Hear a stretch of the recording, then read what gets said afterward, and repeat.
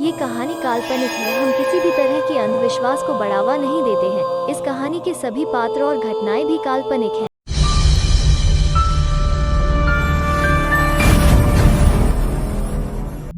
ये कहानी है 19 साल की सिया की, सैलमन क्रीक में रहने वाली एक मायावी लड़की। मेरी माँ को मरे आज लगभग 1 साल हो गया है। 1 साल पहले मैं और मेरी माँ हम दोनों गर्मी की छुट्टियाँ मनाने मेरे मामा के घर जा रहे थे, पर अचानक हमारी गाड़ी का ब्रेक फेल हो गया और ब्रेक ना लगने की वजह से हमारा एक्सीडेंट हो गया।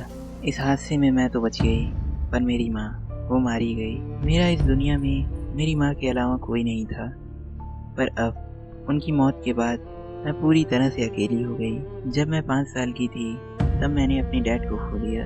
लोग कहते हैं कि मेरे डैड को किसी शैतान ने मारा था, पर मैं इन बातों पर यकीन नहीं करती, क्योंकि मैं एक नए ज़माने की पढ़ी लिखी लड़की हूँ। मॉम की मौत के बाद मैं अपने मामा के घर रहने लगी। मेरे मामा एक पुलिस ऑफिसर थे। वो ज़्यादातर घर से बाहर ही रहा करते थे। मेरी माँ के मरने के बाद मेरे मामा ने मुझे कभी माँ की कमी महसूस नहीं होने दी। वो मुझे टाइम पर स्कूल छोड़ते थे और मेरा काफ़ी ख्याल भी रखते थे। मैं जिस स्कूल में पढ़ती थी वहाँ पर मेरे काफ़ी अच्छे दोस्त भी थे, पर एक दिन हमारे स्कूल में एक लड़का आया। उसका नाम दानिश था। उसकी उम्र लगभग 21 साल थी। धीरे धीरे हम दोनों ने बातचीत करना शुरू कर दिया। हम दोनों में काफ़ी अच्छी दोस्ती हो गई थी। सब कुछ काफ़ी अच्छा चल रहा था। एक दिन मैं अपने बर्थडे पार्टी का इनविटेशन लेकर अपने दोस्तों के साथ दानिश के घर गई। मैंने देखा कि वहाँ उसके घर पर कोई नहीं था। शॉन ने कहा कि हमें उसके कमरे में देखना चाहिए, शायद वो वहाँ पर हो, क्योंकि सारे कमरों के दरवाजे खुले हुए थे, पर वहाँ पर भी कोई नहीं था। तभी मेरी नज़र नीचे फर्श पर गई। वहाँ पर दानिश का बैग खुला पड़ा था और उसमें बहुत बड़ा सा क्रिस्टल बॉल रखा हुआ था। पर यह बात मुझे बहुत अजीब लगी, क्योंकि वो क्रिस्टल बॉल मेरा था। मुझे अच्छे से याद है कि वो चमचमाता हुआ क्रिस्टल बॉल मेरे डैड ने मुझे मेरे 5वें जन्मदिन पर दिया था। और जिस साल मेरी डैड की मौत हुई थी वो क्रिस्टल बॉल उन्हीं के पास था, पर क्योंकि मुझे अब उसकी ज़रूरत नहीं थी तो मैंने उसे वापस ले जाना मुनासिब नहीं समझा।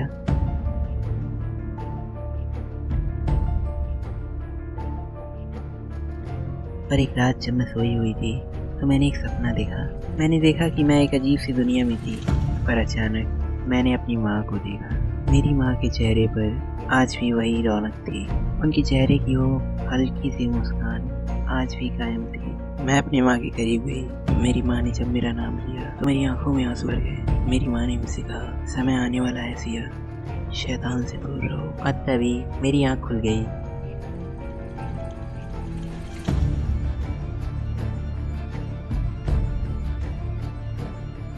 अगले दिन जब मैं स्कूल गई तो मैंने अपने दोस्त शॉन और कार्ला को कल रात के सपने के बारे में बताया। शॉन ने कहा, हो सकता है कि तुम्हारी माँ तुम्हें कोई चेतावनी देना चाहती हो।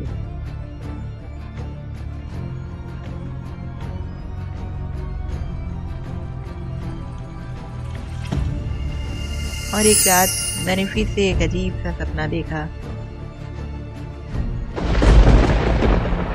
मैंने देखा कि मैं दानिश के साथ हूँ और अचानक मैंने एक भेड़िए का चेहरा देखा। मैं घबराकर तुरंत उठ गई। और स्कूल में भी जब सर मुझसे कोई क्वेश्चन पूछते थे तो मुझे बोर्ड पर अजीब सी चीज़ें दिखाई देती थी। और कमाल की बात थी कि लास्ट में मुझे अपना आंसर भी बोर्ड पर लिखा हुआ दिखाई देता था।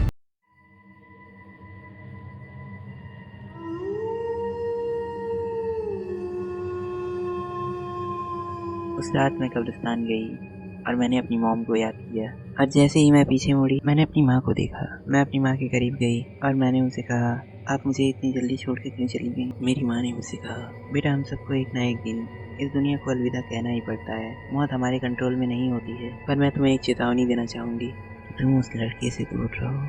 मैंने कहा, मुझे माफ़ कर दीजिए माँ, पर अब ये मुमकिन नहीं, क्योंकि अब हम दोनों एक दूसरे से बेइंतहा प्यार करते हैं। मेरी माँ ने कहा, ठीक है सिया, अब तुम्हें इसका अंजाम भुगतना ही होगा। ये कहकर उनकी आत्मा वहाँ से गायब हो गई। हालांकि ये मैं जानती थी कि मेरी माँ मुझे दानिश से दूर रहने के लिए क्यों कह रही हैं, क्योंकि दानिश एक इंसान नहीं बल्कि वह वुल्फ है। पर इसके बावजूद भी मैं उससे प्यार करती थी। क्योंकि उसने मुझे ग्लिंडा चुड़ैल से बचाया था, जो कि मेरी बलि शैतानों के देवता को खुश करने के लिए देने वाली थी।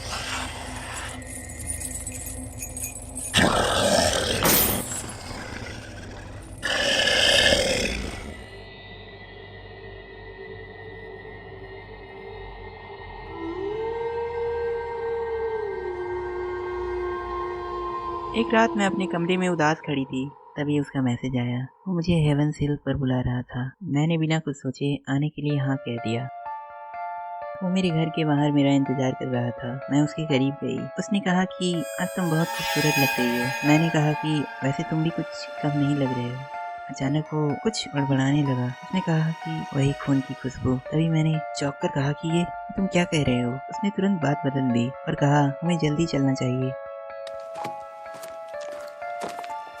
और हम दोनों कब्रिस्तान गए और उसने मुझसे कहा ये नेकलेस ही हमारे बीच की रुकावट है, तो क्या तुम इसे वापस इसकी जगह पर रख सकती हो। मुझे पता नहीं क्या हो गया था। मैंने बिना उससे इसकी वजह पूछे कह दिया कि मैं तुम्हारे लिए कुछ भी कर सकती हूँ।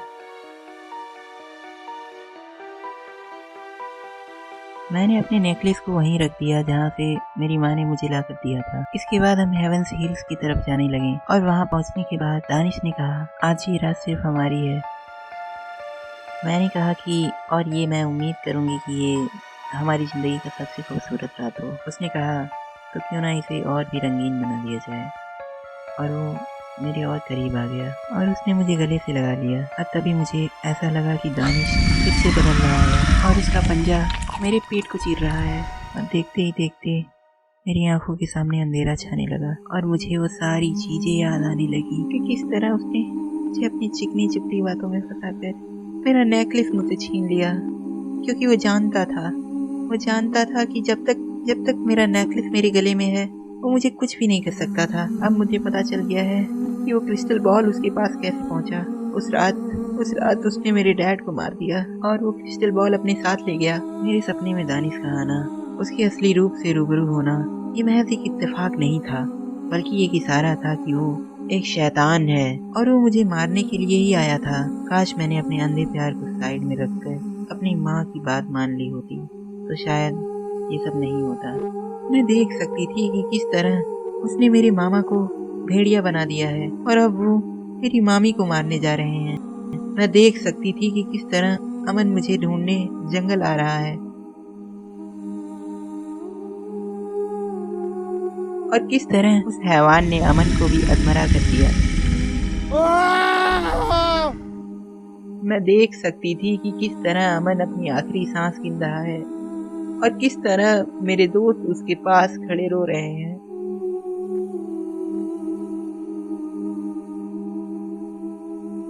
पर अफसोस कि मैं अब कुछ नहीं कर सकती, क्योंकि अब मैं मर चुकी हूँ।